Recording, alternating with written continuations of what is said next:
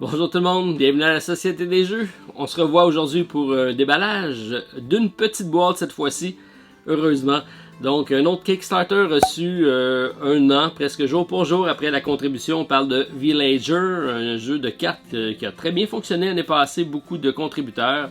On parle de 14 000 contributeurs, 14 351 contributeurs pour une campagne d'un deuxième jeu, une petite compagnie, Sinister Fish Games, qui nous arrive donc avec développement de tableau, un recrutement de cartes, tout ça assez simple mais bien amené, une thématique je pense qui a plu à bien du monde. Alors sans plus tarder, Villager, on regarde ce qu'il y a dans la boîte, je vous fais une présentation rapide du jeu. Alors Villager, c'est parti!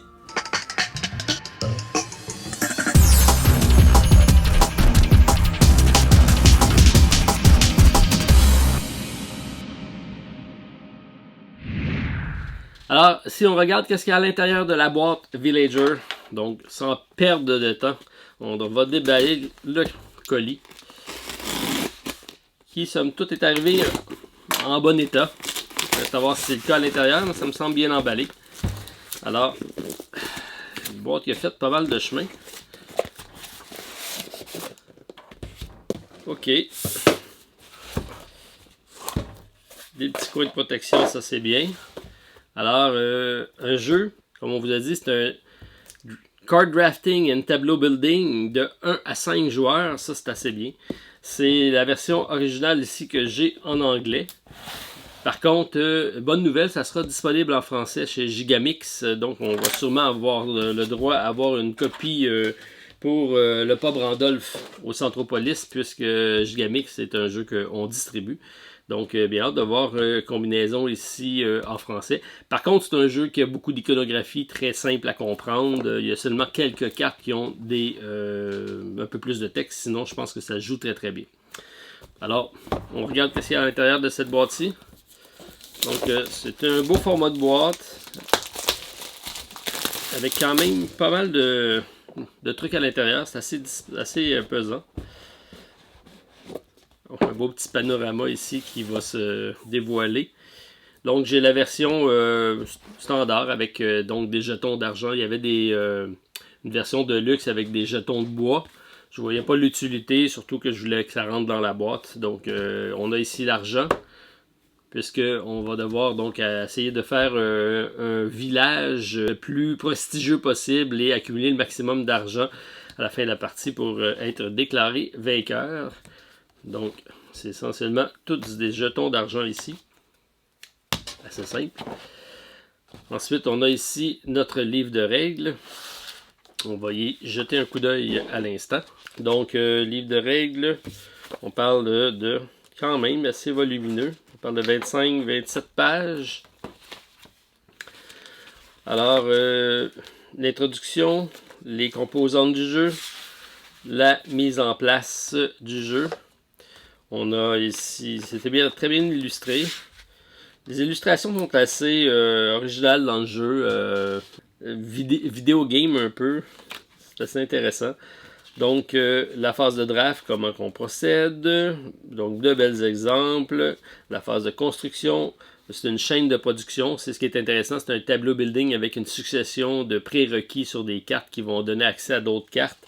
Donc, c'est bien amené. Ça me fait penser un petit peu à Seven Wonders en tableau building individuel avec un recrutement de cartes, mais pas caché, mais sur la table. Donc, c'est assez bien amené. Des villageois avec des capacités spéciales. Donc, c'est là qu'il y a un peu plus de texte dessus si on joue avec ceux-là, mais ils ne sont pas nécessairement requis dans la partie de base. Il y a des cartes avancées qu'on peut mettre dans les parties ou pas. Donc la seconde phase de marché, on a deux phases de marché pour faire scorer des points comme on dit. Et ici j'ai le mode solo avec un deck séparé en été et en hiver. On doit affronter une méchante reine. Alors on va voir comment ça se passe. J'ai des phases d'événements également. Donc j'ai des modes de difficulté pour débutants, pour joueurs expérimentés. J'ai des règles supplémentaires pour le solo, de la clarification, les crédits et le sommaire des rondes. Donc, c'est quand même bien amené. Format intéressant, ça rentre dans la boîte. Et donc, on va aller voir ça. Donc, Ça, c'est assez bien. C'est les séparateurs en carton. Donc, très très bien amené. Et ça dit en plus tout ce qu'il y a à l'intérieur. Ça, j'aime ça. Quand on fait des séparateurs et on prend la peine de nous dire qu'est-ce qui va dans chacune des sections. Des fois, c'est pas nécessairement évident. Ensuite, on a des beaux petits contenants ici pour pouvoir facilement prendre le jeu, l'enlever et le distribuer sur la table. Ça, c'est intéressant également. On a des sacs de plastique pour mettre nos jetons. On a ici donc la séquence de jeu et la carte de village qui est le Square Village. C'est avec cette carte-ci que tout le monde va commencer. Donc on va commencer avec une carte en jeu ici, avec notre paysan de départ, notre fondateur de notre village. Et éventuellement, les cartes qu'on recrutera, on va les mettre dessus pour éventuellement soit les construire, les garder en main. Donc on va avoir des cartes qui vont donner de la production alimentaire, d'autres qui vont donner des capacités de construction supplémentaires.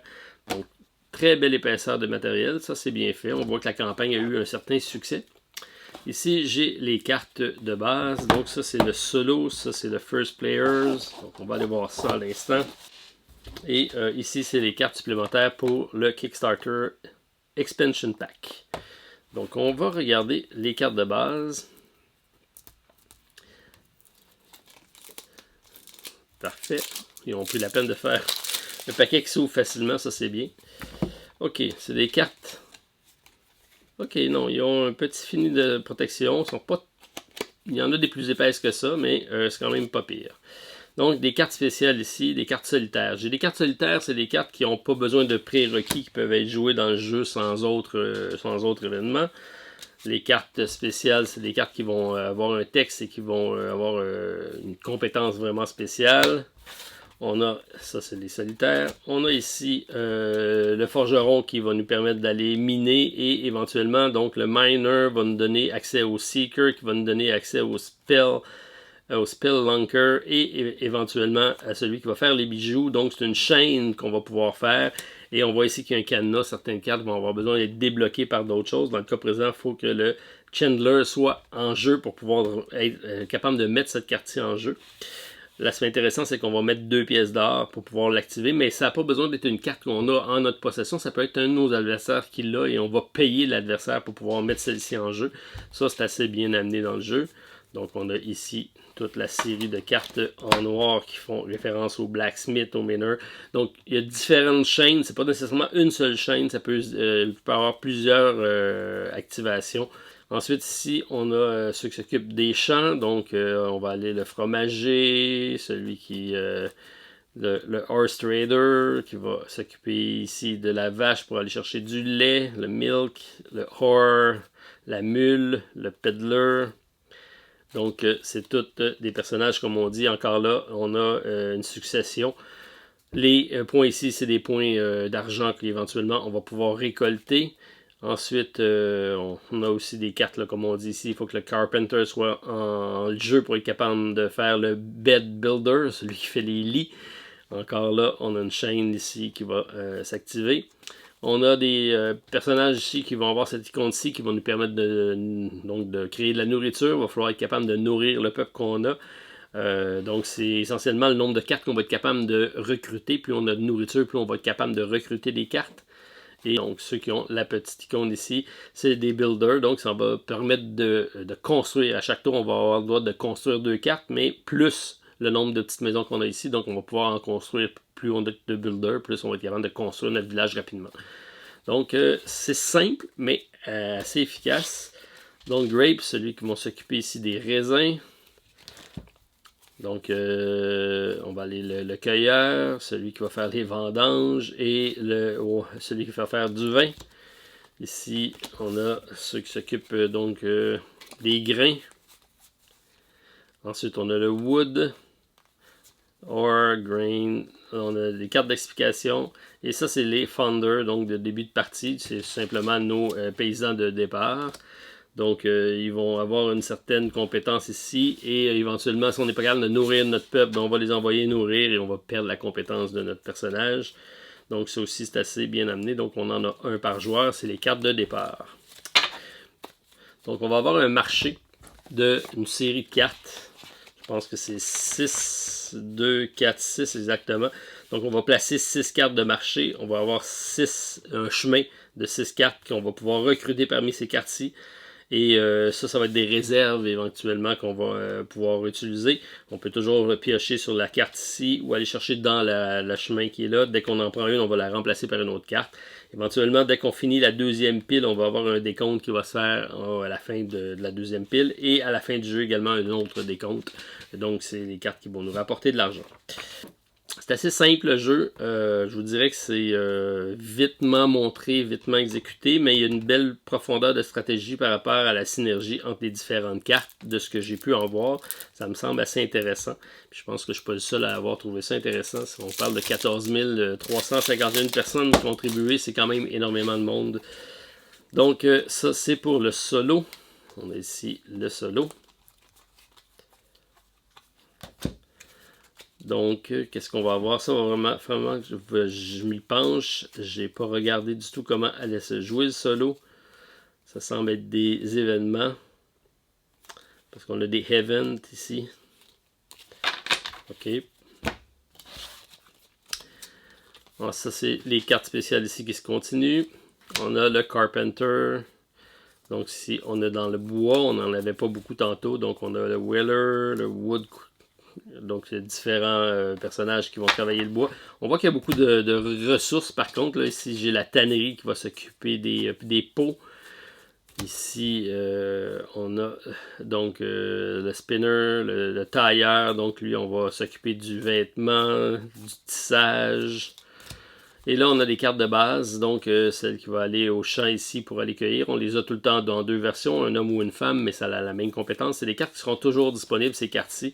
Donc, et c'est ceux qui vont partir les chaînes, si on veut. J'ai le Lumberjack qui va aller chercher du bois.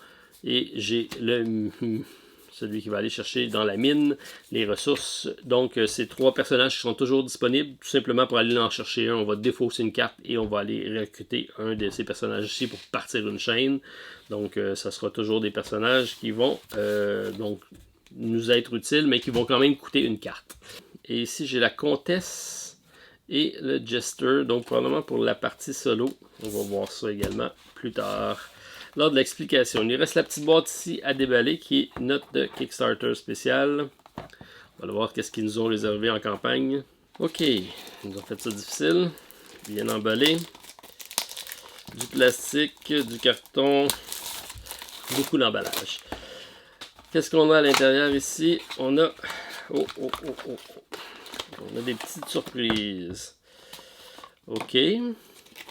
Donc, la petite extension. Donc, c'est une extension ici avec le différents nouveaux symboles. OK. C'est assez intéressant. On a également des jetons. Bon. Gros jetons de bois. Assez intéressant. Donc, on a ici le moulin. Peut-être l'auberge. Ici, le marché. Et le coq. Premier joueur. Probablement celui qui siffle le matin. Donc, développement des seins. Donc, ça, c'est toutes les pour l'extension, les séparateurs qui vont avec. Et de nouvelles cartes. Alors, voilà les dernières cartes qu'on a ici. Donc, un barbare. Donc, c'est les cartes spéciales supplémentaires. Un noble, un shérif, un voleur. Donc, ça, c'est bien. On a ici l'alchimiste, donc dans la section des mines. Donc, après, on peut avoir l'alchimiste qui va nous faire des ressources en or. Ça, c'est assez bien. Le lumberjack ici qui va nous permettre de faire des coffres. Le capitaine solitaire. Donc, le freelancer.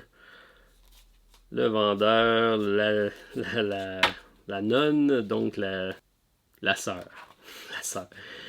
OK, donc c'est des cartes spéciales. Town Inn. OK, ici, donc on a des bâtiments. C'est ce qu'on a. Le Town Hall, le Inn, la taverne, la church, le bank. OK, ça c'est intéressant. Ça ajoute donc un aspect bâtiment qu'on n'a pas dans le jeu de base. Donc, assez intéressant tout ça. Donc, on doit former un village pour le rendre le plus prospère possible et essentiellement gagner un maximum de ressources en or pour pouvoir être le village le plus prestigieux. Alors, c'était ma présentation de Villager assez sommaire. C'est un déballage, mais si ça vous intéresse, vous me le dites. Je vous fais une présentation, règles, tour de jeu, peut-être même une petite partie solo si ça vous dit. Donc répondez au sondage, pouce en l'air si vous avez apprécié, commentaire la vidéo et on vous présente ça dès que possible selon le résultat de votre sondage. Alors, restez à l'écoute. On se revoit prochainement pour une autre vidéo à la Société des Jeux. Bye tout le monde. Salut.